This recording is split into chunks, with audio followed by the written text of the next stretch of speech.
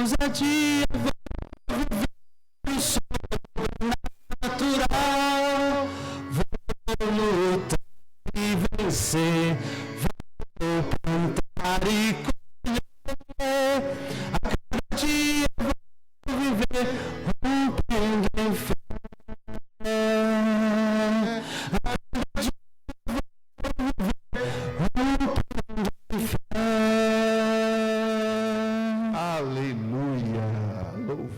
Seja o nome do Senhor Jesus. Fé, rompendo em fé. Fé é o segredo para que nós possamos vencer o medo. E é sobre isso que falaremos hoje. Não tenha medo, parte 1. Por que parte 1? Porque prosseguiremos refletindo sobre não ter medo nos próximos domingos. Não tenha medo, não tenha medo. Marcos, capítulo 4, versículo 35 ao versículo 41, contém uma experiência muito profunda do Mestre Jesus e os seus discípulos em relação ao medo, que podem nos ensinar muito, de forma muito profunda, intensa e pessoal. Então, eu queria convidar você que abrisse aí uma outra guia no seu computador, ou pegasse a sua Bíblia. Você pode acessar aí o bibliaonline.com.br e você pode acompanhar comigo a leitura de Marcos, capítulo 4, versículo 35 ao versículo 41, que demonstra, que traz para nós esta experiência de vitória sobre o medo, ou de exortação para nós cristãos, estarmos atentos e buscarmos a chave para vencer o medo. Diz assim a palavra do nosso Deus, no Evangelho de Marcos.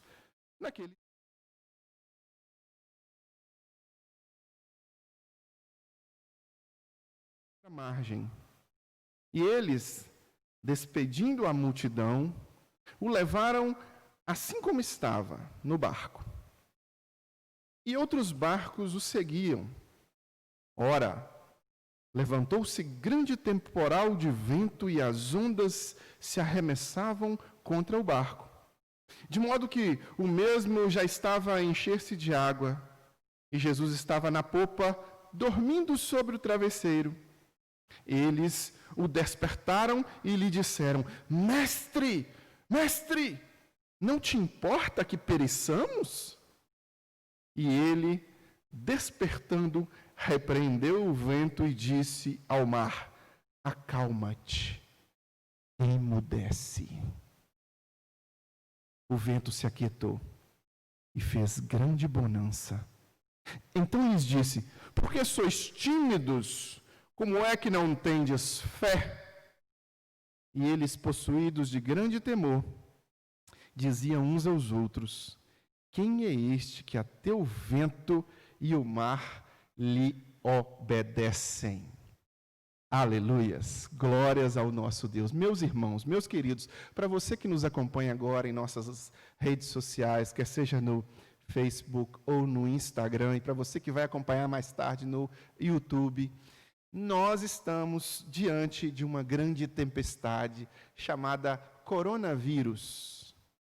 E nós estamos no meio de uma guerra política na nossa nação, que muitas vezes usa o coronavírus como pano de fundo. E aí nós temos a mídia se posicionando, nós temos uma guerra cultural em curso, e nós, brasileiros, estamos no meio dessa guerra, e muitas vezes bombardeados constantemente pelo terror, pelo pânico e pela mídia da morte. A mídia da morte bombardeia a sua mente, e aí você fica bombardeado, e muitas vezes nós vivemos, além da pandemia do coronavírus, vivemos junto com isso uma pandemia de pânico, de medo, de temor. Mas quando nós olhamos para a Escritura Sagrada, quando nós olhamos para a Bíblia nos orienta a caminharmos no caminho da fé e não no caminho do medo. Aqui foi lido uma passagem em que há uma tempestade acontecendo, os discípulos têm ali uma experiência com o Mestre Jesus. O Mestre Jesus, é óbvio, não havia nele nenhum temor, nenhum medo, mas nos discípulos havia. Nos discípulos havia pânico, nos discípulos havia pavor. Mas antes de nós falarmos dessas experiências do Mestre Jesus e dos discípulos, eu gostaria de trazer para você algumas realidades sobre tempestades, e que elas se aplicam também a tempestades da vida. A primeira delas é que as tempestades são inevitáveis. Não há como fugir das tempestades, elas vão acontecer. Se você está vivo, certamente você vai encarar alguma tempestade do período que compreende o seu nascimento e a sua morte. Do dia que você saiu do ventre da sua mãe até o dia que você for descer à sepultura, você vai encarar tempestades. Então, a primeira verdade é que não tem como fugir delas. Elas virão. O bom pescador sabe que mais hora menos hora o barco vai chacoalhar de forma estranha. Então as tempestades são inevitáveis. A segunda realidade em relação a uma tempestade é que as tempestades também, além de inevitáveis, elas são imprevisíveis. Uma tempestade, uma realidade aqui que aconteceu no texto é que os discípulos entraram no barco, foram atravessar para o outro lado, tranquilo, porque Jesus estava no barco, então vamos atravessar para o outro lado. Afinal de contas, o mestre mandou, e do nada, no meio do percurso, a tempestade aparece de uma forma abrupta. Então, as tempestades são imprevisíveis. Uma tempestade chega e pode balançar o barco de forma abrupta, pode virar os seus planos de cabeça para baixo e pode jogar tudo por água abaixo. Não foi assim? Você não virou o ano de dezembro, 31 de dezembro, fazendo ali uma resolução de ano novo? E na resolução de ano novo você dizia assim: este ano eu farei assim, assim, assado. Vou começar a fazer um regime, vou começar a fazer isso. E você fez um monte de plano. Aí veio janeiro, aí começou fevereiro, e aí veio uma grande tempestade mundial que virou seus planos de cabeça para baixo. Até o presente momento, 600 mil pequenas empresas no nosso país fecharam as portas por causa dessa tempestade. Muitas pessoas foram demitidas. A realidade das igrejas virou de cabeça para baixo. Pessoas que não eram muito, pastores e líderes que não eram muito afim ou muito chegados à tecnologia, tiveram que se adaptar rápido. Tudo se virou de cabeça para baixo. Então, esta tempestade foi também imprevisível. Assim são as tempestades da nossa vida. Elas são imprevisíveis. Uma outra realidade em relação à tempestade é que as tempestades podem fugir completamente ao nosso controle. As tempestades sempre farão com que o nosso controle saia das nossas mãos. A gente quer sempre ter o controle de tudo. A gente quer sempre ter a nossa agenda, a nossa conta, as nossas relações, tudo sob controle. Mas aí vem uma tempestade e, do nada, a tempestade faz com que a gente perca o controle. Essa tempestade do coronavírus nos ensinou que nós não estamos no controle de absolutamente nada. Absolutamente nada. Não é o dinheiro, não é a influência, não é o autocentramento do homem. Então, uma tempestade, ela tem uma característica de tirar o controle das nossas mãos. Você não está no controle, você não consegue administrar o controle. A tempestade te prova isso. Uma outra coisa que a tempestade também pode ser é aterrorizante. Ela aterroriza. Os discípulos aqui no momento da tempestade ficaram aterrorizados, ficaram de fato temerosos. O medo tomou conta do coração dos discípulos. Esses discípulos andavam com o Mestre Jesus, caminhavam com o Mestre Jesus, ouviam a respeito de fé, ouviam com o Mestre. Jesus havia, naquele dia mesmo, ensinado para os discípulos a respeito da fé, mas eles ficaram aterrorizados. Então, uma tempestade, ela toca o terror. Não quer dizer que você tenha que permitir ser aterrorizado. Mas a realidade da tempestade é que uma tempestade é aterrorizante. E a quinta e última característica de uma tempestade, para a gente poder retomar o texto. A quinta e última característica: as tempestades também podem ser profundamente pedagógicas. Uma tempestade pode ensinar-nos muito. Muito, muito, muito. Já tem um ditado que diz que mar calmo não faz bom marinheiro. Mar calmo não faz bom marinheiro. Porque o bom marinheiro é aquele que encarou águas bravias, águas turbulentas. E aí ele aprendeu com aquelas águas a navegar em águas difíceis e em águas tranquilas. Ele sabe lidar com todas as situações. Então a tempestade ela pode ser pedagógica. E nesse momento em que eu e você passamos por uma tempestade chamada coronavírus, esta tempestade pode também ser pedagógica. Pode nos ensinar a ser mais desprendidos. Pode nos ensinar a ser menos ensimesmados. Pode nos ensinar a ser mais altruístas. Pode nos ensinar a ter mais fé no Senhor Jesus. Pode nos ensinar um monte de coisas, porque a tempestade pode ser profundamente pedagógica. Ditas essas coisas, podemos olhar mais uma vez para o texto e a cena do texto, o contexto da cena da tempestade que Jesus e os discípulos enfrentavam. Ela estava mais ou menos apontando para uma tranquilidade. Jesus estava ali com aqueles apóstolos, com aqueles discípulos o dia inteiro. Passou o dia inteiro com eles, pregando, ensinando, teorizando, né? Porque é o momento de teoria, o momento da pregação é o momento da teoria. Aqui nós estamos, você que acompanha essa live, quer seja você membro de nossa igreja, quer seja você um visitante, que nos honra muito com tua presença aí nessa live, quer seja você uma pessoa que é curiosa e está zapeando e chegou nesse momento, todos nós teorizamos sobre muita coisa. E Jesus havia passado ali o dia inteiro ensinando a teoria para aqueles apóstolos, para aqueles discípulos. E o dia se findou. E quando o dia se findou, o Mestre Jesus levou aqueles discípulos que haviam ouvido sobre a teoria para a prática da teoria. Jesus possivelmente ensinou sobre fé, sobre acreditar que Deus está no controle de todas as coisas, sobre acreditar que Deus está no domínio de todas as coisas. Jesus possivelmente instruiu aqueles homens sobre aquele momento de tempestade, manter o shalom, ou seja, a paz que excede o entendimento. E Jesus, ele leva aqueles homens para a teoria. Depois, Jesus vai para a prática, entrando no barco e permitindo que uma tempestade ocorra. Imagina comigo que Jesus tenha passado o dia todo ensinando a limpar um peixe. Então Jesus botou aqueles homens sentados ali nas cadeirinhas da escola, pegou ali o quadro e começou a desenhar um peixe e a escrever.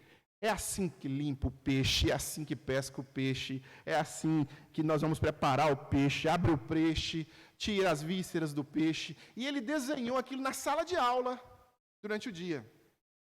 E aí depois convidou estes mesmos homens a ir pôr a mão na massa, colocou a faca na mão de cada um, colocou os peixes ali à disposição e vamos limpar o peixe. Agora não tem mais o livro lido sobre o peixe, agora não tem mais o slide projetado sobre o peixe, não tem mais o quadro negro sobre o peixe, agora não tem o desenho, agora não tem as músicas que falam a respeito de como limpar o peixe, agora não tem uma troca de informações em grupo sobre como limpar o peixe. Não, agora é hora de você pegar e botar a mão na massa para limpar o peixe na prática. Foi mais ou menos isso que Jesus fez com seus apóstolos ali, com seus discípulos. Passou o dia inteiro com eles teorizando, e à noite, na hora que acaba, que ele está cansado, que todos também estão cansados, ele vai atravessar o mar, e aí uma tempestade acontece. E aí é exigido daqueles discípulos que eles tenham fé. Esse é o contexto dessa passagem.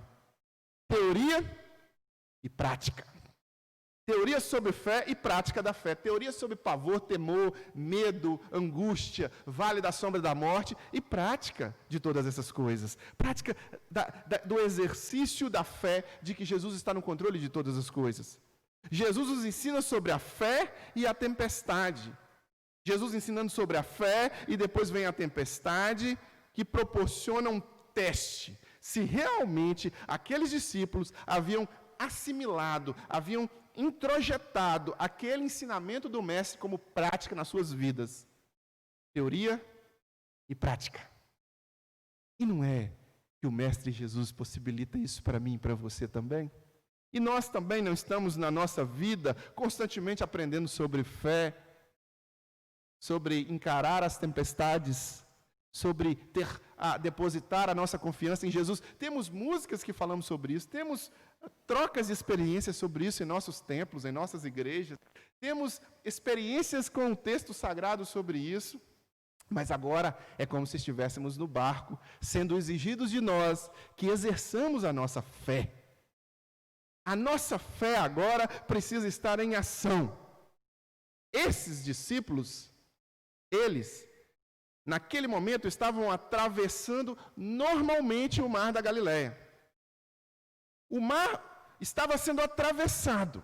Aí surge uma imensa tempestade, como eu disse, inevitável, imprevisível, que tira o controle do homem, aterrorizante e pedagógica. Esta tempestade, no curso da vida daqueles homens, proporciona essas 5 coisas, essas 5 verdades. Aquela tempestade foi inevitável, não estava sob o controle daqueles homens. Aquela tempestade foi imprevisível, eles tomaram um susto. Aquela tempestade fez com que eles soubessem que não adianta muito treino, não adianta ser o melhor pescador ou o melhor capitão do barco. O medo ia tomar conta do coração deles porque ela foi aterrorizante.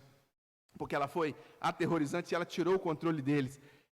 E a tempestade também foi profundamente pedagógica. Inclusive, o próprio Jesus usa aquela tempestade para ensinar aos seus discípulos sobre fé. Diante, meus queridos, dessa circunstância terrível que os discípulos chegam e passam, ocorre um fato. E aqui eu queria destacar com você, no texto, 3 perguntas básicas que determinam todo o curso do texto, que determinam todo o curso do ensinamento profundo que há sobre nós e sobre Jesus. Sobre como nós devemos olhar para Jesus para vencer o medo. A primeira pergunta está no versículo 38. Diante de todo esse contexto de terror, os discípulos chegam para o mestre e dizem: Mestre, não te importa que morramos, mestre? Até parece que eles estavam ligados na Rede Globo de televisão, né? Eu vou morrer, vai morrer mais, e está morrendo tanto. É a mídia da morte. Constantemente vai morrer. E aí aqueles apóstolos, diante daquele balanço da tempestade: Mestre, não te importa que morramos? Essa é a primeira pergunta.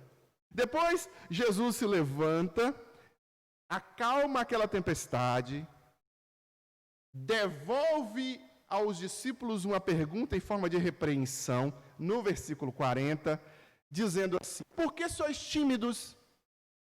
Por que sois medrosos? Como é que não tendes fé? Percebe que os apóstolos, os discípulos vão até Jesus e fazem uma pergunta, aterrorizados. Jesus acalma a tempestade, devolve uma pergunta em forma de repreensão, em forma de correção, em forma de exortação. Por que vocês são medrosos, tímidos? Por que vocês não têm fé? Ou seja, há um oposto aí. O medo e a fé são opostos. E logo depois dessa repreensão e de ver o que havia acontecido pelo poder de Jesus, estes discípulos fazem uma outra pergunta. E a terceira pergunta, no verso 41, é uma pergunta de admiração, é uma pergunta de compreensão do milagre que havia acontecido. Quem é este que até o vento e o mar lhe obedecem? Essas 3 perguntas são cruciais, meus irmãos, para que nós possamos entender o texto e firmarmos em nosso coração a convicção de compreender que o nosso Deus quer de nós e o que o nosso Deus, de fato, proporciona a cada um de nós. Que o que Ele quer proporcionar a cada um de nós é sermos movidos, é sermos guiados, é sermos direcionados, orientados, não pelo medo, não pelo pavor, não pelo pânico, mas pela fé de que aquele que acalma as tempestades, que acalma o mar, que domina todas as coisas, pode proporcionar em nós uma paz que excede o entendimento. Ele quer proporcionar em nós isso. Então, não tenha medo. Não tenha medo. Vamos voltar ao texto. Versículo 40. Primeira pergunta, mestre. Mestre, não te importa que morramos? Essa é uma pergunta do angustiado. Esta é uma pergunta do aflito. É uma pergunta do apavorado.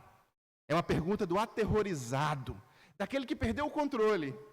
Mestre, não te importa que morramos? Não te importa, mestre, que morramos. O senhor está aí com a cabeça no travesseiro, dormindo tranquilo, o barco está virando, a tempestade, o trovão e o mar se erguendo vem. Cantamos essa música no início aqui. O trovão e o mar se erguendo, e está aí, mestre, não te importa que morramos? Por que eles perguntam dessa forma? Aqueles discípulos haviam passado o dia com Jesus aprendendo sobre fé. Assim como nós passamos anos e anos aprendendo sobre fé. E eles vêm até Jesus, não te importa. Por que eles perguntam de uma forma como se estivessem repreendendo o Mestre Jesus? É como se Jesus não tivesse importando. Eles chegam para Jesus, mestre, não te importa que morramos? Lembre-se, aqueles homens estavam no caminho da obediência. Jesus os mandou passar para o outro lado, então eles estavam acompanhando o Mestre. Então, eles acharam que iriam passar para o outro lado de uma forma tranquila e sem tempestades. Eles não conseguiram conciliar o ensino de Jesus sobre a paz, sobre o shalom, e a ordem de Jesus para passar para o outro lado, com a possibilidade de tempestades. Quantos cristãos acreditam que vão passar pela vida sem que ocorra tempestades e que só pelo fato de estarem caminhando com Jesus, só pelo fato de estarem com Jesus em seus barcos, não ocorrerá tempestades? Inclusive, nós temos no Brasil e no mundo também inúmeras religiões e teologias advindas do pensamento cristão e da religião cristã que acabam acreditando nessa falácia. Acabam ignorando os ensinos do Mestre Jesus, que diz: no mundo tereis aflições, mas tem de bom ânimo. Eu venci o mundo. É a palavra do Mestre. Eu venci o mundo.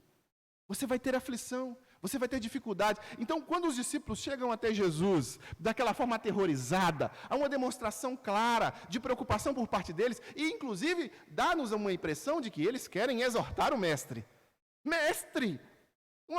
Puxando a orelha do Mestre. Mestre, o senhor está dormindo? Não te importa que morramos? Eles não conseguiam administrar o pensamento de que com Jesus no barco, ainda que Jesus esteja no barco, a tempestade iria acontecer. Eles não haviam entendido isso. Um dos grandes erros do cristão é achar que a paz que excede o entendimento e a obediência a Jesus vão nos afastar das tempestades. Pelo contrário, a paz que excede o entendimento e a obediência a Jesus nos ajudam a passar no meio da tempestade com a tranquilidade, com a paz que não é humana, ela é sobrenatural. Porque ainda que eu ande pelo vale da sombra da morte, não temerei mal algum, porque tu estás comigo. O vale da sombra da morte estaria ao redor, mas o mais importante da história não é o vale da sombra da morte, é o tu estás comigo. O mais importante para Daniel não eram os leões que estavam na cova, era a presença dos anjos com ele. O mais importante para Sadraque, Mesaque e Abdenego não eram a ordem de Nabucodonosor, não era ali as chamas que foram aquecidas 7 vezes mais da fornalha. Mas quem estava dentro da fornalha com eles, o quarto homem da fornalha. O mais importante para esses discípulos daqui não deveriam ser os trovões, não deveria ser o mar bravio, não deveria ser as tempestades terríveis. O mais importante para aqueles discípulos deveria ser quem estava com eles no barco. E eles não entenderam, como muitas vezes você também não consegue entender, que o mais importante não é o terror que a Globo toca na televisão, não é o medo que rodeia a sua casa, não é a tempestade que passa o tempo inteiro girando e balançando a sua família. O mais importante é quem está com você. O mais importante é que Jesus, aquele que acalma a tempestade, está com você. E se Ele não está, é porque você fechou a porta do seu coração. E eu quero logo encorajar você a decidir, a optar por abrir a porta do seu coração e permitir que Jesus adentre na sua vida. Esta pergunta aflita dos discípulos demonstram como esses homens estavam em conflito com o que eles julgavam ser a demora na resposta de Jesus. Eles estavam aflitos porque haviam teorizado sobre o poder de Jesus, mas agora, diante da situação real, Jesus parece que não está querendo resolver nosso problema, está dormindo. Não me deu uma resposta ainda, não me deu um livramento ainda. Nós estamos morrendo e Ele não vai fazer nada. Nós estamos no meio da tempestade e Ele faz o quê? Ronca. Eu não sei, eu acho que o mestre não roncava não, mas Ele dorme suave, tranquilo, como um bebê. Tranquilo ali. E a tempestade balança, e Ele dormindo. Esse mestre, Ele não vai resolver o nosso problema. Ele não vai me dar minha bênção. Ele não vai me ajudar. Ele não vai me abençoar. O tempo de Deus não é o nosso tempo. O tempo de Deus tem a ver com uma série de fatores, e um deles é pedagogia, ensinamento. Toda promessa de Deus passa pelo teste do tempo. Todo livramento de Deus passa pelo teste do tempo. Todo indicativo de bênção de Deus passa pelo teste do tempo. Olha para você ver o 2 Crônicas 7,14. Se o meu povo, que se chama pelo meu nome, se humilhar, orar, se desviar dos seus maus caminhos, buscar a minha face. Está vendo o teste do tempo? Está vendo o teste do tempo? Eu ouvirei do céu e sararei sua terra. Então houve um tempo de Deus para a gente sarar a terra, assim como também há um tempo do homem, de forma pedagógica, de aprender com aquela tempestade. O que você está aprendendo com essa tempestade que nós estamos passando todos juntos? O que podemos aprender juntos? Mais fraternidade? Mais tolerância? Mais amor? O que você pode aprender? Talvez que no seu barco ali, você esteja remando sozinho e que Jesus não está ali, ainda que esteja dormindo? Não sei. Mas você pode aprender muito com essa tempestade. Muito com essa tempestade. Enquanto você não aprende, enquanto você imagina que Jesus não está agindo, Jesus está dormindo para você aprender. Para permitir que você aprenda a ter fé, a depositar a sua confiança nele, a não só cantar, cada vez que a minha fé é provada, tu me dás. É para você não só cantar isso, é para você exercer. Então nós temos uma oportunidade como cristãos, pedagógica, de viver o shalom de Deus. Os discípulos não entenderam isso. O quê? Mestre, o senhor ainda não resolveu o problema. A pergunta aflita, pressupõe que eles não haviam entendido quem estava no barco com eles. Um outro grande erro nosso, às vezes, é imaginarmos, porque Jesus não fez ainda o que ele tem que fazer, ele não vai fazer. Ou porque ele não fez o que ele tem que fazer no tempo que a gente quer, então nada será feito. Sempre acreditamos assim, porque nós somos imediatistas. No entanto, existe uma coisa muito mais profunda, muito mais intensa na ação de Jesus para nós do que na nossa para com Ele. A nossa para com Ele é a ação de uma criança afobada, medrosa, que quer seu problema resolvido. A ação de Jesus para conosco é aquele que nos ama e quer nos levar a ter uma vida eterna de relacionamento com Ele. Jesus está preocupado com a nossa saúde, óbvio que está, mas Ele está muito mais preocupado em nos levar para o céu, em nos levar a morar com Ele na eternidade. Eis que estou à porta e bato. Se ouvir a minha voz, entrarei em sua casa, com Ele cearei, e Ele comigo. Olha, compreender a presença de Jesus na nossa vida é mais importante do que alcançarmos a cura física.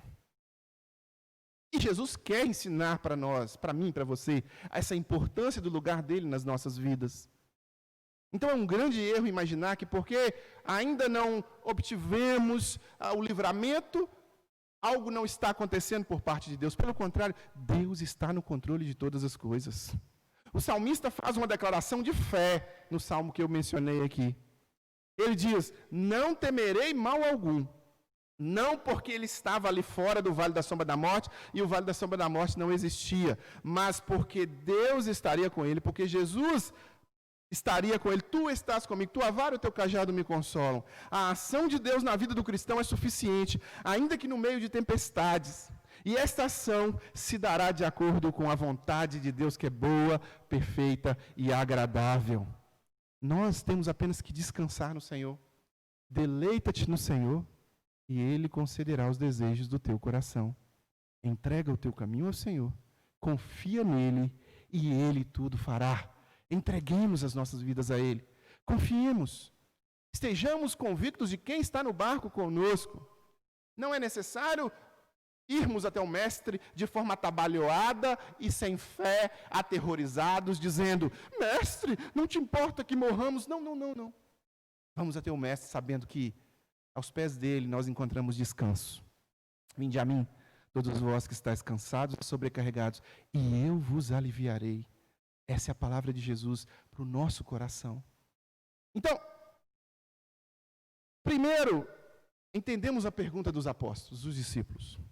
Agora, Jesus acalma a tempestade. Jesus repreende as tempestades. Ele dá uma ordem na tempestade. E aí ele vira para os discípulos e ele faz ali o que eu considero o segundo grande momento do texto. Faz uma pergunta. Por que sois tímidos? Por que sois medrosos? Por que estão aterrorizados?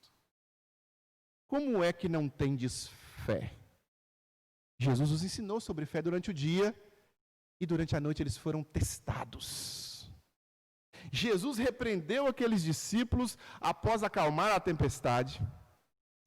Toda aquela teoria que eles estudaram durante o dia e durante os dias estava ali diante deles uma grande oportunidade de colocá-la em prática, de exercer a fé, de colocar a fé em ação. Por que vocês estão com medo? Vocês não têm fé? Ou seja, é uma relação inversamente proporcional. Quanto mais medo, menos fé. Quanto mais fé, menos é o medo. Presta bem atenção. Ter fé não quer dizer ser imprudente. Ter fé não quer dizer não tomar os devidos cuidados. Ter fé é confiar que o Senhor está no controle de todas as coisas e você não vai tentar o Senhor, seu Deus. Você vai se cuidar, você vai se proteger, mas você vai depositar a sua confiança no Senhor que controla todas as coisas. Porque o medo não vai dominar. O medo não quer dizer que o que produz de medo na cultura ou dentro do seu coração tem que guiar você. Quando você tem fé, o medo não te guia. Quando você tem fé, o medo não dirige a sua vida. Ou seja, o que aniquila de fato o medo é a fé. Certeza das coisas que não se veem. Certeza do que não se vê. Você tem fé que Deus está cuidando de você? Você tem fé que Deus está cuidando da sua família? Você tem fé que de fato esta tempestade vai passar e ela vai passar, mas eu já quero te avisar que outras tempestades virão. E mesmo que outras tempestades piores venham, Jesus estará no barco, porque ele disse: e eis que estarei convosco todos os dias até a consumação dos séculos. Entrega a sua vida ao Senhor, não permita que a mídia da morte, o terror noturno, as dinâmicas culturais aumentem o seu medo a ponto de você ter mais conteúdo de medo no seu coração do que de fé. Invista na fé. Fé em quê? Em que você tem que ter fé? Aqueles discípulos deveriam ter fé em Jesus. O que Jesus disse? Disse que era para cada um deles passar para o outro lado. Ele disse assim: vamos passar para o outro lado. Se Jesus disse que era para cada um passar para o outro lado, então Jesus iria atravessar para o outro lado com eles. Eles deveriam ter fé nessa palavra de Jesus. O que Jesus promete, Jesus cumpre. Se Jesus disse que passaria para o outro lado, ele passaria para o outro lado. Não há uma promessa na boca do Mestre Jesus que fica sem cumprir. Se Jesus disse, eis que estarei convosco todos os dias, ele está conosco. Estes discípulos não tiveram fé. Meu querido, minha querida, não dê ouvidos aos profetas do caos, não dê ouvidos aos embaixadores do pessimismo, não dê ouvidos, não perca o seu tempo com a ideia dos arautos do desespero. Alimente a sua alma com a palavra de Deus e com as promessas de Jesus. Tenha fé. A fé vence o medo. Os discípulos estavam com Jesus. Deveriam ter fé na presença de Jesus ali. Aquele que acalma as tempestades estava com eles, no barco com eles. Ao invés de ir até Jesus repreendê-lo com uma pergunta em tom de repreensão, eles deveriam deitar ao lado de Jesus e entender que o Deus Todo-Poderoso ia prover solução. E que se não havia provido solução ainda, é porque um propósito pedagógico tinha naquilo, e eu ia aproveitar para fazer daquela tempestade o melhor professor que eu posso fazer na minha vida. Essa é a realidade do Evangelho. Essa é a realidade. Eles estavam com Jesus, deveriam ter fé na presença de Jesus. Jesus estava com eles, ou seja, o Deus Todo-Poderoso, o Emanuel, Deus conosco, estava com eles. No entanto, eles atravessam a tempestade, imaginando que Jesus não iria fazer o que Jesus sempre faz: cuida dos seus. Com Cristo no barco, tudo sempre vai bem. Jesus mantém tudo sob seu controle. Não há uma folha que caia e que perca-se o controle. Nada. Jesus está no controle agora, neste momento em que o coronavírus toca o terror em todo mundo. Jesus continua no controle. Jesus continua no controle da sua família. Jesus continua no controle do seu trabalho. Jesus continua no controle do seu salário. Jesus continua no controle de todas as coisas. Nada foge. Nada escapa ao controle de Jesus. Jesus tem poder e tem controle sobre todas as coisas. Promessas de Jesus nunca falham. Presença de Jesus em nossa vida. Paz que excede o entendimento. Poder de Jesus sempre. Você não precisa ter medo, porque se você crê na promessa de Deus, na promessa de Jesus, se você acredita na presença de Jesus em sua vida, se você acredita que Ele pode prover em sua vida o shalom, ou a paz que excede o entendimento, e você pode saber que Ele tem poder para acalmar a tempestade, poder para reduzir a uma calmaria toda a tempestade, independente de qual tempestade que seja, você atravessa a tempestade, aniquilando e vencendo o medo. Imagina agora comigo a cena. O mar está mais calmo. O mar está tranquilo. Suave. Jesus ordenou que a tempestade cessasse e a tempestade cessou. Agora na calmaria, agora na tranquilidade, os homens viram para o lado, um olhando para o outro. Embasbacados, assustados. Viram para o mestre, admirados, e pergunta, terceira e última pergunta do texto: quem é este que até o vento e o mar lhe obedecem? Uma pergunta feita por homens que não conheciam de fato quem ele era. Quem é este que até o vento e o mar lhe obedecem? Só faz uma pergunta dessa aquele que não conhece o mestre. Aquele que não tem um relacionamento profundo com o mestre. Porque aquele que tem um relacionamento com o mestre, sabe que o mestre é capaz de acalmar as tempestades. Sabe que o mestre tem poder para acalmar as tempestades. Sabe que o mestre tem em suas mãos o poder e o domínio, a força, para fazer com que a pior tempestade se transforme em uma calmaria. Não há pandemias, não há dificuldades, não há guerras, não há rumores de guerras, não há mídia da morte que possa fazer com que o terror que nos cerca vença aquele que venceu a morte. Aquele que ressuscitou o terceiro dia para decretar a falência da morte. aquele que é o Alfa, que é o Ômega, que é o sol da justiça, que é a estrela da manhã, maravilhoso, conselheiro, príncipe da paz, Deus forte, Pai da eternidade, que criou todas as coisas e que, como criador de todas as coisas, controla e exerce domínio de forma poderosa sobre tudo. Tudo. Jesus é aquele que acalma tempestades das nossas vidas. Mas talvez e só talvez, nós tenhamos um nível de medo muito grande em nossas vidas, como a tempestade que nos cerca. Porque possivelmente, como aqueles discípulos, nós estejamos engatinhando em relação à fé. E nós, ao ver o milagre acontecer, ao invés de dizermos assim, olha aí, ele fez de novo, mais uma vez, aquilo que ele está acostumado a fazer. E cremos que ele fará de novo. Ao invés de dizer isso, nós às vezes dizemos, quem é este que até o mar lhe obedece? Se você está nessa condição, quero te fazer um desafio pessoal, individual.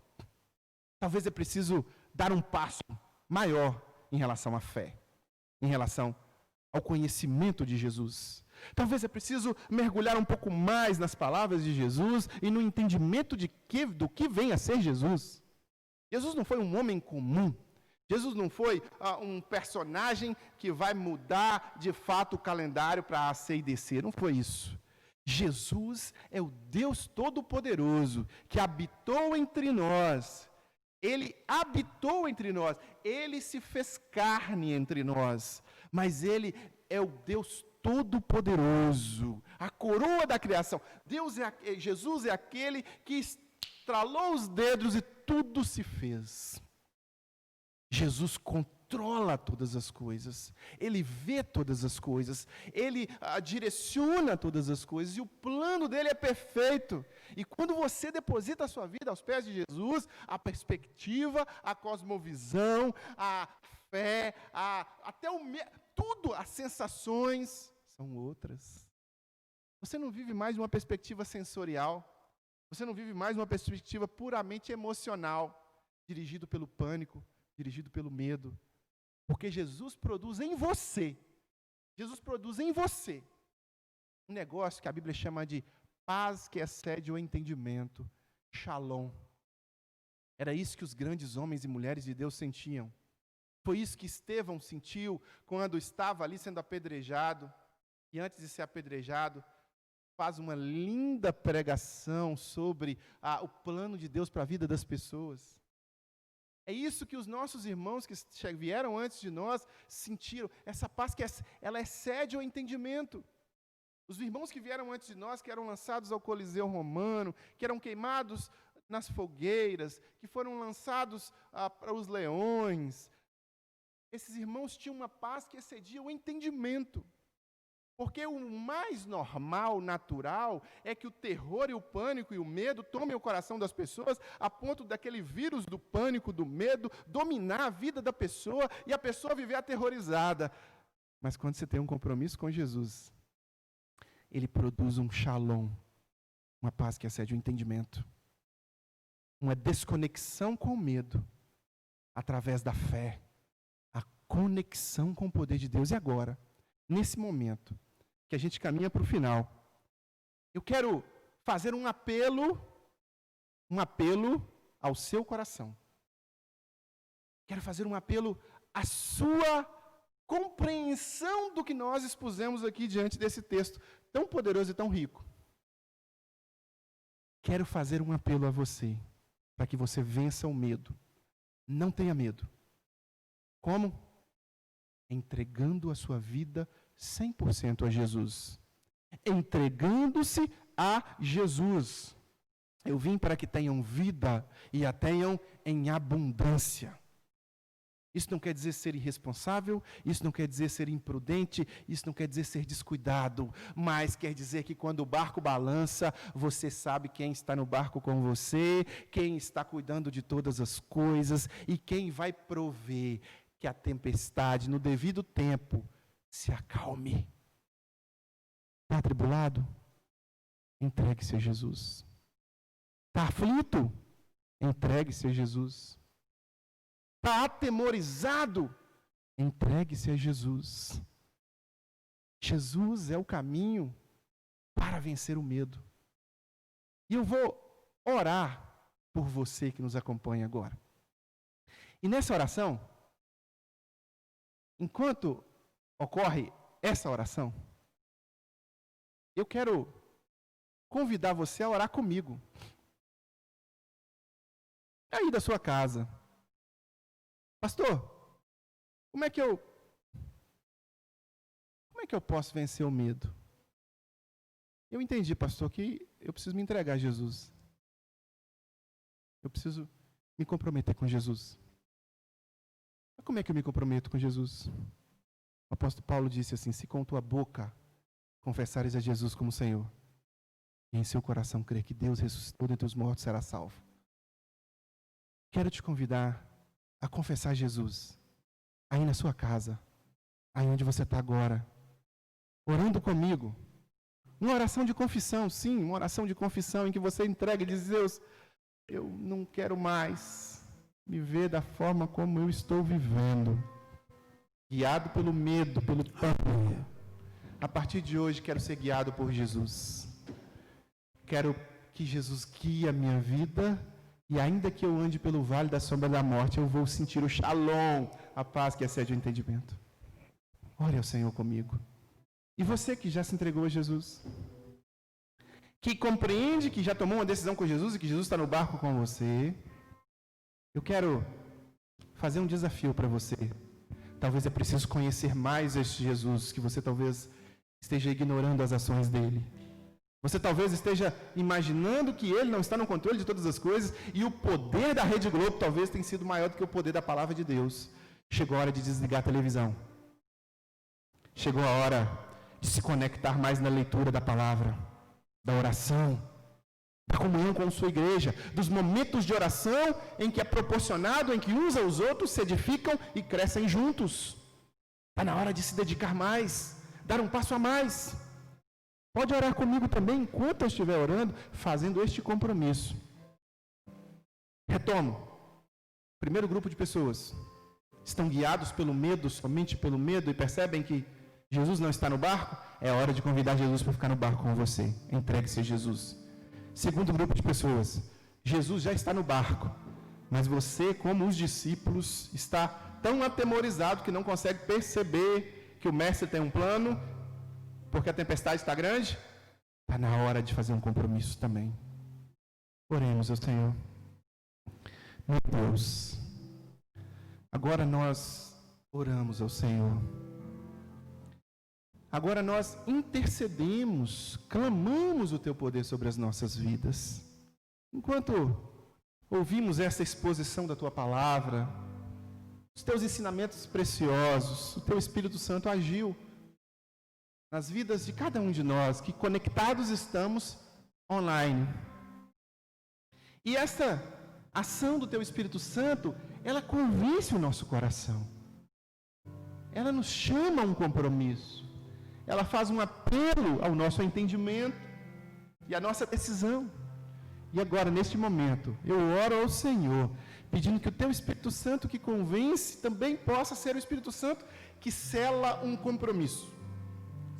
Que o compromisso dessa pessoa seja selado pelo poder do Teu Espírito Santo. Escreva este nome no livro da vida. Salva, liberta, cura, santifica, trabalha esta vida, Pai, que se compromete com o Senhor agora. Em nome de Jesus, Deus, que surja deste compromisso novas perspectivas e novas experiências, para a Tua honra e para a Tua glória. Não mais o medo como guia condutor de todas as coisas, mas agora o shalom, a paz que excede o entendimento, seja sobre a vida dessa pessoa.